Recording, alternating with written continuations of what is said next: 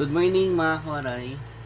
So for today's video, isi-share ko lang mga kawaray kasi eligible na tayo kay Meta sa Star. So nag-open yung Star ko.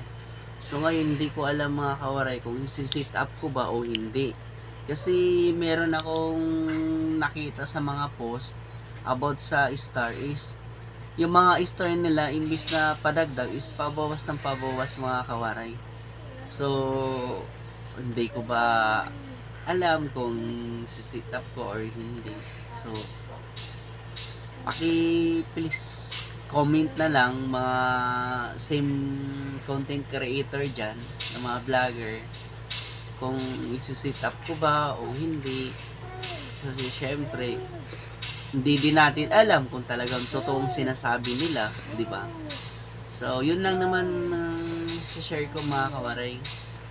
Thank you for watching. Bye-bye.